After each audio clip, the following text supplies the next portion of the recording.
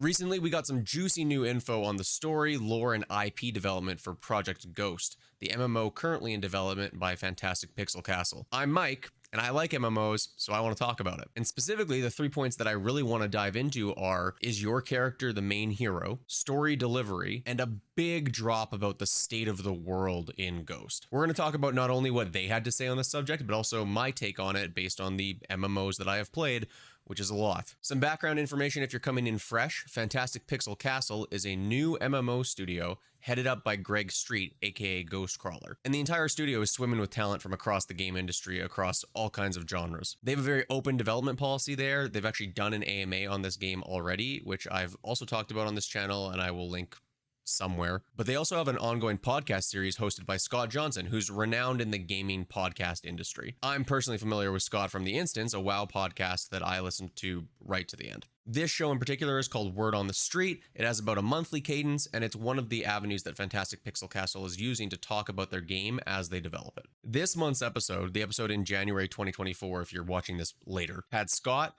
Greg, and the VP of IP at FPC, which is a lot to say fast, Shanti Blease. And they came on to discuss the IP development as it pertains to the MMO. It was a fantastic episode, and I'm not going to cover it all here for two reasons. One, I can already turn like 5 minutes into 20 at any given point in time, so we'd be here all day. And two, I think it's really important that if this stuff interests you, you go watch that podcast and watch those shows and support that content. This stuff is really cool, and I'm super pumped that you decided to come to my channel and listen to me talk about my thoughts on it. But please, if you find this interesting, go subscribe to both the FPC channel and Scott Johnson's channel and support it as they continue to make it, because that's what's going to help them know to make more of this stuff and that we're responsive and engaging with it. They did such a good talk. I'm going to jump around in terms of the order of things relative to how they talked about it, but I'll do my best to try and leave like rough timestamps so that you know where you can go in that episode to listen to their exact words on the matter. And as always, if you like this video, please consider liking, subscribing, leaving a comment down below. I don't care what you write. You can write papaya down there for all I care. Every little bit of engagement helps as I expand this channel to covering all the things that I want to talk about. Okay, that's enough. Let's dive into heroic characters. They talk about a lot of different stuff in that video, some that isn't even really related to story and IP development. I had a really good chuckle when Greg was talking about exclusive checkout in Unreal Engine and how it's working as they develop an MMO that has characters and not a lot of characters right now because they're very early on. I was thinking about like how that works with sometimes Unreal has really weird behavior with parenting and children and those objects, and you're trying to check those out. I think it has exclusive checkout in a way where like even if you could edit the child in Unreal, hypothetically, like if you check out the parent, you can't also check out a child to go do something to it. That's like a nerdy tangent, but I think it's going to be cool as the development of this game happens in the open for the public to sometimes see the weird quirks that developers have to deal with when they're messing around with even pre-built engines. But tangent aside, the first big rock about this podcast that I want to talk about is the role of the player character, specifically their approach to the Chosen One complex. This is something that's very central in MMO players' minds and has come up a lot recently in discourse, so much so that it actually came up originally in their AMA to start. There's different approaches to making the player character in an MMO the Chosen One, the inspired hero, versus sort of just a run-of-the-mill adventurer or one of many people trying to help accomplish a goal. And I don't think either one of those is the right approach per se, it's just that they can be good or bad depending on how it's implemented. They start to get into this around 20 minutes into the Word on the Street episode, and Shanti's answer to that is somewhere in the middle. They want the player character to feel heroic. You need to feel heroic in the game, and they want them to have agency in the world. But you're one of many people in an MMO, right? So I think the phrasing that they used was heroic, but not the hero, if that makes sense. This lines up well with what they've said in the past as well, specifically in their AMA. They talked about Destiny as a good example of doing this, right? In Destiny's case, we have Guardians. You are a Guardian as a player character. You're one of many Guardians who's capable of doing heroic things, has heroic feats, has special abilities beyond what the average human or average person would have. But you're not the only Guardian. Every other player is a Guardian too. And so it counteracts the wonkiness of seeing 50 other Chosen Ones in a given city. But you also still have to have mechanisms to drive the story forward, and that's usually characters, right? So they talk about how in their structure, you're likely to see NPCs and other characters at the forefront, and you may help facilitate their actions and goals. This is a really good detail. It makes a ton of sense, and it's where my first sort of point of, I don't know, extrapolation, speculation, I'm not sure which word to use. This is where I'm going to try and read in between the lines a little bit. They talk a lot in this episode about how characters are what players really fall in love with, and characters can pull you into a world, and then you learn to love the world and the lore and the universe as a result. And so characters can really be the focal points of some of the stories that they want to tell in Ghost. I think this ties in really well with what they said in their initial AMA, but specifically as it relates to the point of factions. In the original AMA, they noted that their intent with classes was for them to be sort of organized into factions, and that these factions are sort of secretly working with some factions, secretly working against other factions, all kind of vying for control over the city's destiny. Not like play limiting factions, to be clear, not like Horde Alliance stuff, but just from a flavor perspective, right? Now, when they were talking about it in that AMA, concept art showed how factions can kind of play visually with these classes and give them their own distinct flavors. But I also think that these factions are probably likely to be strong story drivers in addition to the characters within them. Something as I was kind of stewing on this that came up to me a lot was Magic the Gathering's Ravnica. This isn't something that's specific or unique to Ravnica, but Ravnica is a city of guilds in the Magic the Gathering planes. And there are a bunch of different guilds that are all kind of working with each other and all have a role in the city, but are all sort of also playing against each other at all times. Not an uncommon trope, but it's well executed in Ravnica, and I think that we're likely to see something similar in Ghost. I'd be willing to wager that there are a lot of story beats that will be sort of some people from one faction doing stuff against some people of another faction, and your own interaction with that faction based on what character class you are or race or however that stuff ends up shaking out in terms of delineation. That'll all drive the story forward and help you shape how the story drives forward. Shanti even mentioned that the team is playing with some crazy ideas. One that he brought up was like, if the druids join the city, then maybe that unlocks a class, but maybe the druids are banished to the outskirts of the city instead. Stuff like that to give players a real sense of agency over the world and the game itself. Overall, I'm personally super supportive of this approach to the hero as like a heroic part of a whole, so to speak. I think it gives them room to drive the story forward in the way that they want to drive it, even if a particular story beat doesn't feel like it meshes with a certain player's character in the world. It also gives them room to tell both grounded and high-stakes stories, depending on what they need to deliver. And personally, I think that making the player character be important, but not the most important, also opens up player-driven storytelling opportunities. If you end up organically getting into a brawl with like 6 other players in the middle of the street, that may not be something that makes a lot of sense for a chosen one hero, but could very easily make sense for a adventurer hero that's part of many other adventurers. That's kind of a weird and like weak example, but it gives you more room to think about how your character interacts in the world, and it gives you more agency over your own story as well as the story going forward. So I think it's going to be a really cool implementation for an MMO. The point about characters being central to the story also kind of ties into the second point that I want to get into today, which is story delivery. Shanti brings up pretty early into the podcast the idea that building a good story in an MMO means planting way more seeds than you will probably ever harvest from a narrative perspective, and then looking and seeing what players latch onto and what grabs them and building off of those threads. He notes that, like us as players, will naturally become specifically attached to very specific characters or plot elements, and that if you've laid out a ton of seeds across the board, then whenever you choose to harvest one and use it, everything still feels cohesive, even if it's a story beat from way back in seasons. To the end of like delivering and planting a lot of those seeds, the team is looking to take sort of a less is more approach. Shanti specifically mentions Elden Ring as an inspiration for that with things like weapon flavor text, but Destiny, you know what's weird is Destiny is going to come up a lot in this video in particular, I think, for some reason. Destiny does a really good job of planting lots of lore seeds and story seeds in flavor text on weapons and other places to come get harvested later. It's the kind of thing where you get a few sentences of lore, nothing crazy or over explained, but it leaves you wanting more because you feel that there's more there. And that's the kind of stuff that I personally, not just as a guy that makes lore content, but also just really enjoys speculating about lore.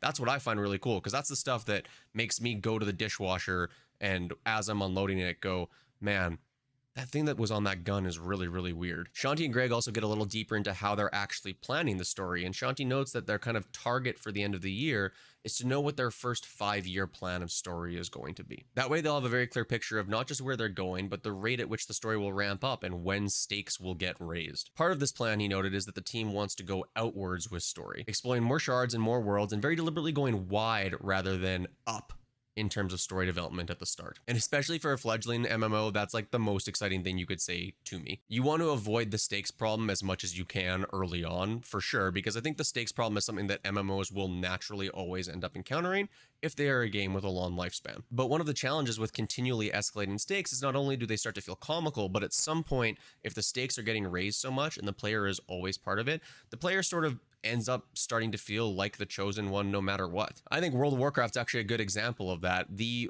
ways in which you felt like the quote-unquote chosen one at the start of WoW and in Classic WoW, if you go back and play Classic now, versus how it ramped up over time, they're just very different. You feel like a smaller part of the world in Classic WoW than you did in, say, Shadowlands, as an example. I actually think they've gotten better about that in like the post-Dragonflight world, but it is still a problem that naturally comes with the game lasting for 20 years. Scoping outwards to start helps keep that feeling at a minimum, and I think it also has gameplay benefits and stuff like that as well. If you want an example of an MMO today that does a really, really good job of expanding outwards pretty far into its development, I would look at the Elder Scrolls Online. ESO has a little bit of upwards creep. All games are going to have a little bit of upwards creep, but ESO has done a really good job of expanding outwards over the course of its life cycle into new zones and new areas that can still tell compelling stories without a lot of scope creep. ESO is actually also, interestingly, a good example of a game that has like laid out specific races into factions in a way that works from a story perspective, but doesn't actually impact the PvE elements of the game or playing with your friends or grouping at all. So if the idea of factions has you like scared for some reason, ESO would be a good game to look at and go see, oh, okay, you know what? This can actually be totally fine. That sort of like expanding outwards approach also means that to start, we're going to be focusing on the last city as sort of the nucleus of the universe in Ghost. Greg noted that they're not necessarily going with amnesia as the trope and storytelling conceit, but their goal is for players to learn about the universe and grow kind of at the same rate that their character does. And as soon as they said this,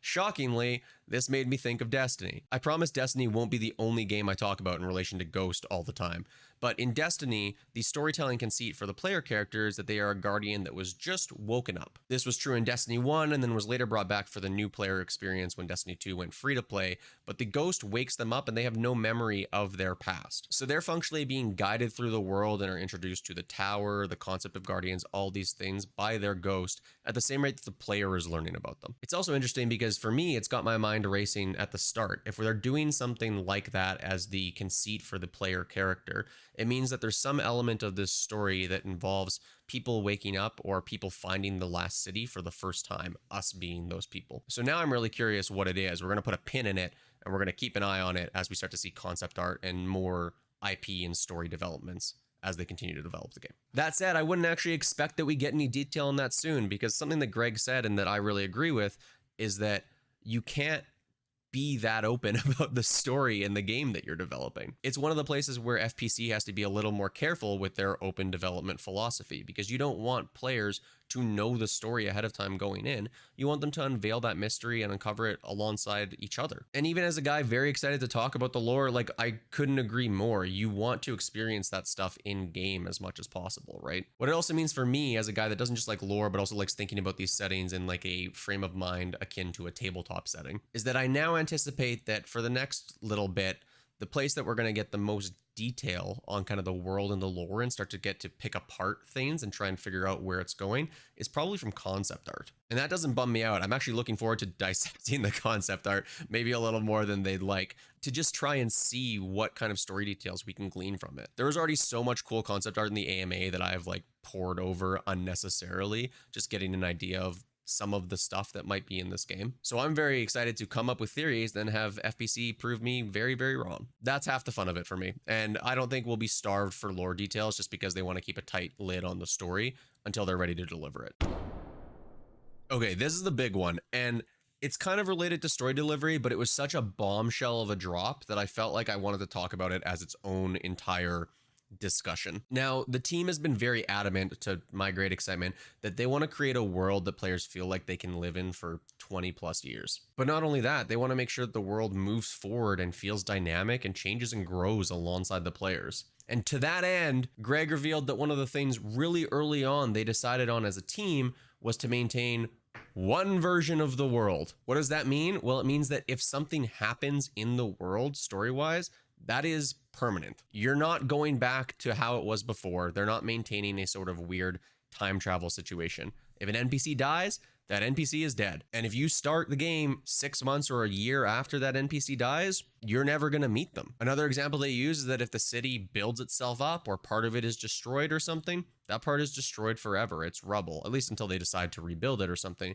but you're never going back to the past version that was built. Now, when Greg talked about this, he framed it as a bold and risky choice, and I agree, but I think if they pull it off, it'll make Ghost feel like one of the coolest MMO worlds to be in. In my professional field, and I assume other professional fields as well, you never really know like how far lingo travels, but we talk about these things called blue sky goals, right? Goals that are like best case scenario, if nothing goes wrong, this is the goal. So this one version of the world that has permanent changes when stuff happens, that feels like a really good blue sky goal. But there are clouds over this type of idea that we've seen happen in real life that would need to clear to make it happen, and I'd like to talk about at least one or two of them. The biggest cloud for me is player onboarding. Onboarding new players when a game's story has been moving for any length of time is always a challenge, regardless of how you choose to deal with the passage of time in an MMO. Greg noted as part of this discussion that if there are quests or something that no longer makes sense due to the passage of time, those quests would likely just get removed and they'd replace them with new quests. And in some ways, this can definitely be easier for a new or even returning player perspective. WoW has a really funny problem right now where if you come back into the game and have a max level character, when you enter the newest expansions like Hub City,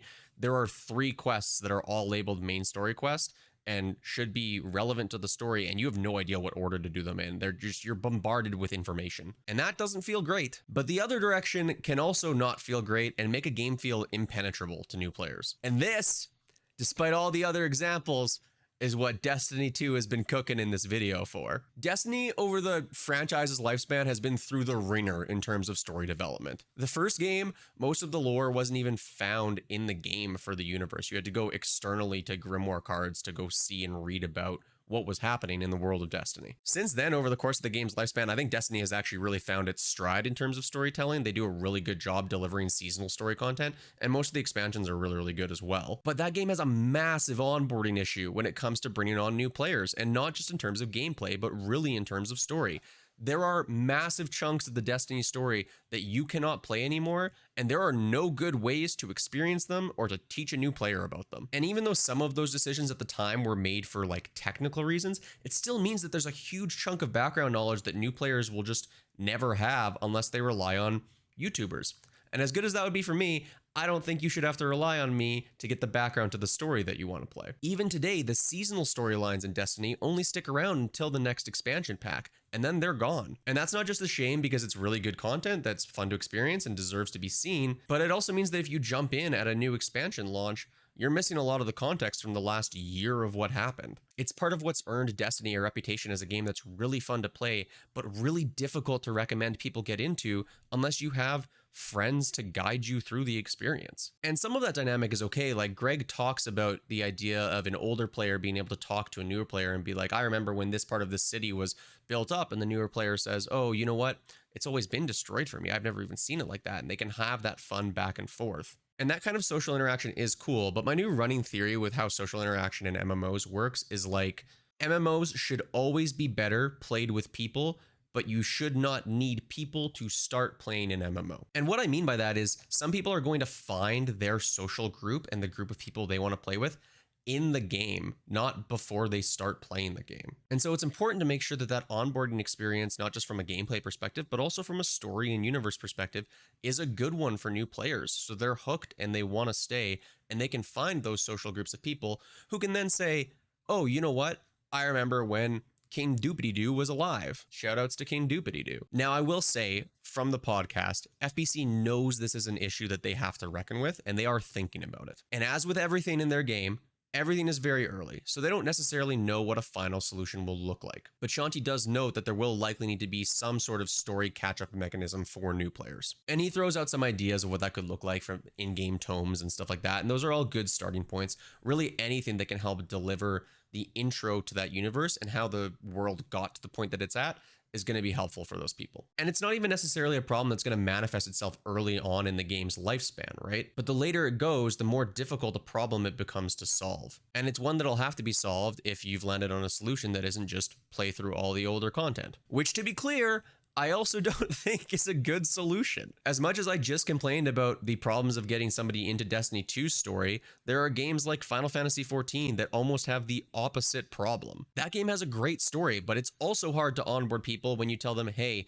you have to play 50 hours to get to the point where the story gets good. Sorry, Realm Reborn fans, don't come at me in the comments, it's just my opinion. And then play through the good story of all the other expansions to get to the point your friends are at to do the endgame stuff you want to do. That game at least does a good job of making its old content still feel populated through their roulette system and stuff, but it's still a challenge to get people into Final Fantasy XIV. So it's a balancing act, and I do err on the side, I think, of less is more, get people into the game faster, but you do need to have that catch up, especially if you're going to build a world as cool as what it sounds like they're going for here. Branching out a little bit, it also gives me outstanding questions for like what happens from a non-lore specific point of view. Dungeons and raids and stuff, I assume will have some element of story in them. Do they remain playable even though the state of the world no longer really supports it? I have to imagine they do. You don't want to throw away that content, but how do you then deliver that in a way that makes sense? Or do you even care about it? Or do you just have like a weird, I guess holodeck's probably not the right thing given it's a high fantasy. You have like a weird little archive magical tome that lets you go and experience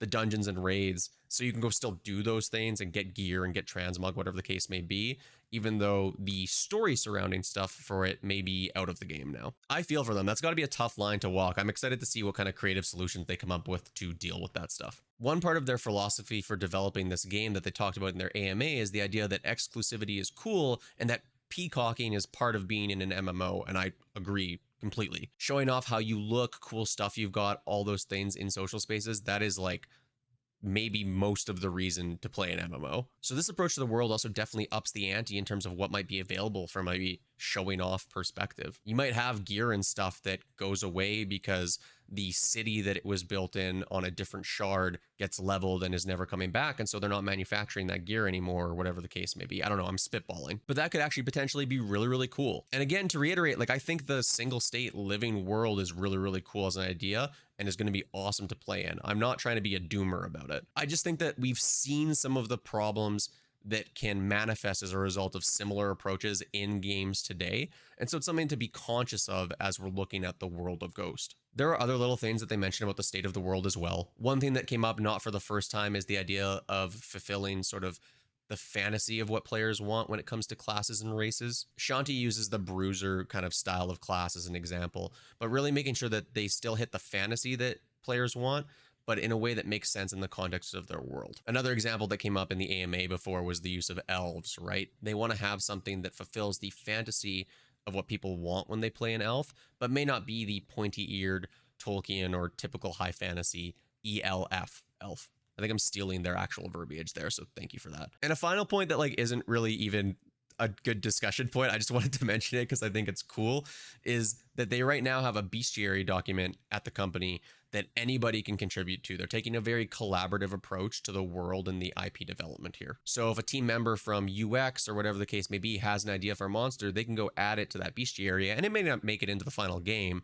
but it's there as an idea that they can sort of build off of. And that's just got to be so cool for the people there. Like even taking off my lore hat and putting on my like day job business mic hat, that's probably just really good for like company culture and internal buy-in on the IP itself, right? If everyone working there can feel like they have a little piece of the IP pie and that they have a hand in building this cool universe, that would only drive up your investment in it as an employee and you wanting to make it the best that it can be. So cool. Okay, business hat off. This video is already running long, and to be honest, I could like keep talking about stuff that they talked about on that podcast episode, but I'm not going to. I'm cutting off. Once again, you should go listen to that podcast episode. Go subscribe on whatever podcast platform you use. Make sure you subscribe to both Scott and the FPC YouTube channels. I think you can find the episodes on both of those, actually. Everything I heard in that podcast has me very, very excited, and I'm now waiting with bated breath for any tidbit of information I can get either about the gameplay or the story itself for the world. But we're not going to talk about any more of it today.